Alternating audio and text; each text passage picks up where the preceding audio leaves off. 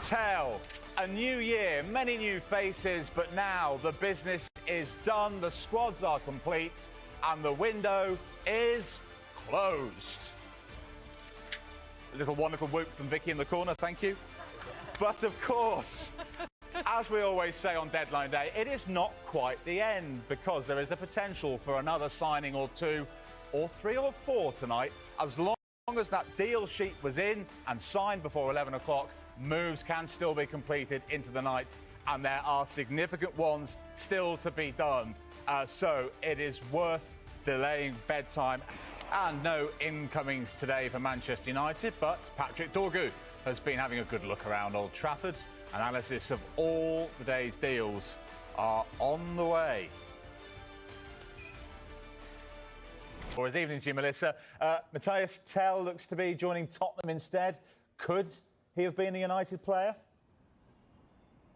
He could have. Manchester United were definitely interested. They engaged the players' representatives and Bayern Munich over the conditions of a deal, and they didn't like what they heard back. Bayern wanted a £5 million loan fee, which United felt was exorbitant for a young player still relatively untested at the highest level.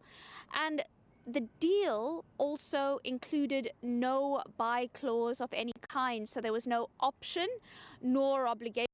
So United felt they would be paying this big loan fee, give the player game time over the next 6 months, and they would ultimately be developing him for Bayern's profit and for whoever Bayern would sell him to in the off-season. And that didn't feel like a reasonable or a sensible thing for them to do. And while the club did try to get in a forward, they spent the entire window canvassing options in England and across Europe to see what potentially could be done. They also do not want to put themselves where they panic buying, making the same mistakes they did in the past in terms of recruitment. The errors which have led them to the situation where their on-pitch performance is struggling and they're financially struggling. So it might not be sexy or exciting. It's definitely not interesting to report on. But they feel that this approach, being more responsible, is going to help them in the long run. Now, United came into this window with two major aims. The first was getting in a left wing back. That was the ultimate priority. They did that with Patrick Dorgu from Lecce for just shy of £30 million, which is the highest fee they wanted to pay for that position. So good work done there. They also needed to find a resolution to the Marcus Rashford situation. They've done that. The player gets a great move to Aston Villa, a chance to resurrect his career. There's a buy option of £40 million in that deal.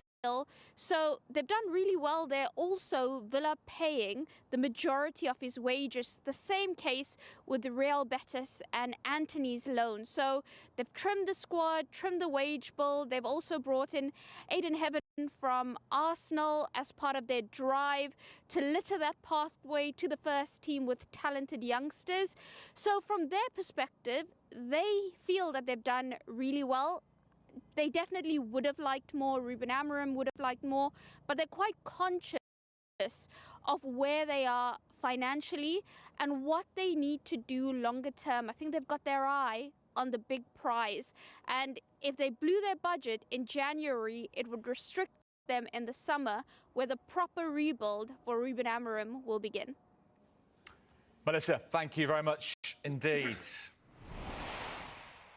What do we make then of this window for Manchester United? Let's start with the fact that just a few days ago, Amorim Clinton started with Kobbie Mainoo as a false nine. Hardly a ringing endorsement of Højlund or Xerxes. Should they have signed a striker this month? Can you believe they haven't?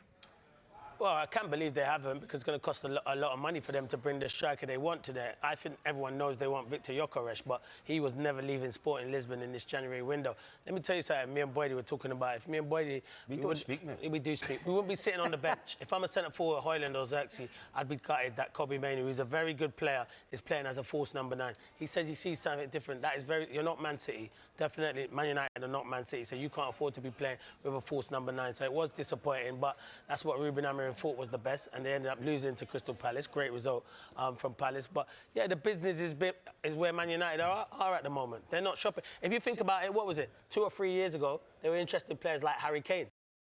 And now they're not interested in players like that, because that is where Man United are at the moment. The recruitment, sorry, but it has not been good enough at the moment. And we could see that when Ten Hag was there and the players that he's brought in, they haven't been good enough. What Man United should have done is not stuck with Ten Hag, brought Ruben Amorim in the summer and gave him that money what they gave to Ten Hag and brought in his players. So now they're going to have to suffer a bit, Man United, until they get back to the good days. Go on, mate. Yeah, but even you speak about, strikers. Tel, obviously, that didn't materialise for whatever reason. They didn't want to pay the loan fee. But, I mean, £5 million to the end of the season is really nothing for Manchester United to maybe get them into a position there. The other one that I can't believe that Evan Ferguson. Yeah. I mean, you could quite easily have tied something into that further down the line for Brighton to do a deal if, he goes there and does well, and it would have been good for all parties.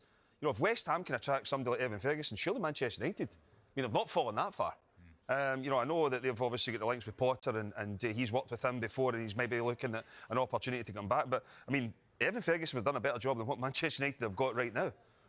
But you look at Manchester United and they're struggling. And, Martinez is now injured as well.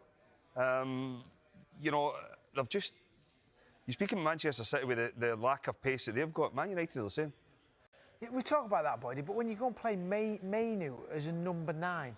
That blew my mind yesterday. Yeah. I couldn't believe what I was seeing. Honestly, you've got Xerxes on the bench, you've got Hoyland. Have they been good? No.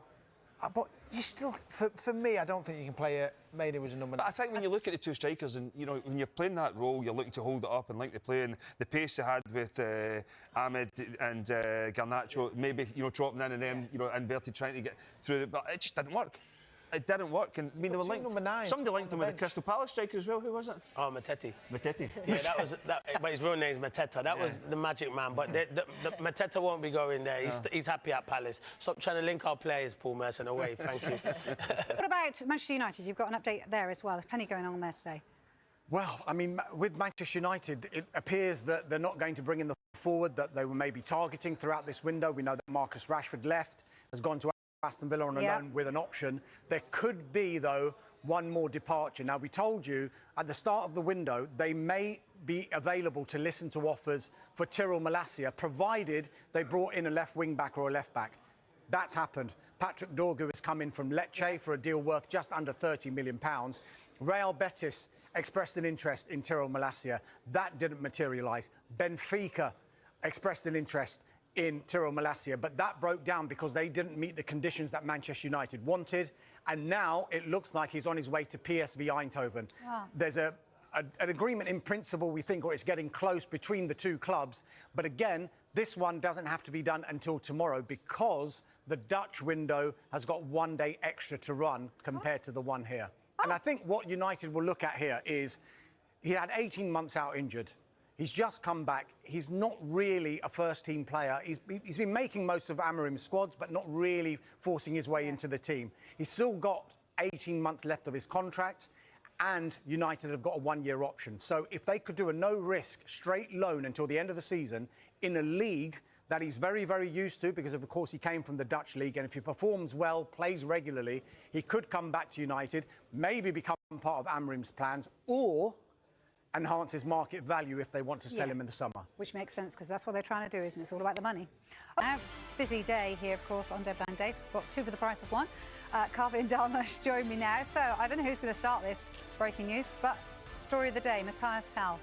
Dalmash. Yeah, it looks like it is agreed, basically, between Tottenham and Bayern Munich, where Mathys Tel will go to Tottenham on loan until the end of the season, and there is an option to buy Mathys Tel for, we think, around 60 million euros, which is around 52 million pounds. On Friday, Tottenham actually agreed a deal for a permanent deal with Bayern Munich. everything was agreed, but Mathys Tel said, no, I actually don't want to go. I would prefer to go to either Manchester United, Arsenal or Aston Villa. They didn't pursue their moves for Mathys Tel. Ange Postecoglou then got on the phone, spoke to Mathys Tel personally, had a long conversation with him, convinced him that Tottenham was the place to be, and he changed his mind. And then earlier on today, we had that picture of Mathys Tel and his agent on that flight, and that's when all the flurry of activity began, and he's on his way to the UK, landing at Farnborough Airport, and now on his way to Spurs. It's quite the U-turn, isn't it? How will this be seen by the Spurs fans, do you think? Do you know what? I was saying this yesterday. I'm not sure whether initially he turned down Spurs. OK. I think initially what happened is he had this offer on the table from Spurs, but he was hedging his bets. His representatives were saying to him, look, hang on a second, there's a possibility of you going to Manchester United, there's a possibility of Arsenal coming in for you. So I think that is what he was doing. He was just assessing his options. But unfortunately, I think Bayern Munich were asking for a big loan fee, said to be around £5 million.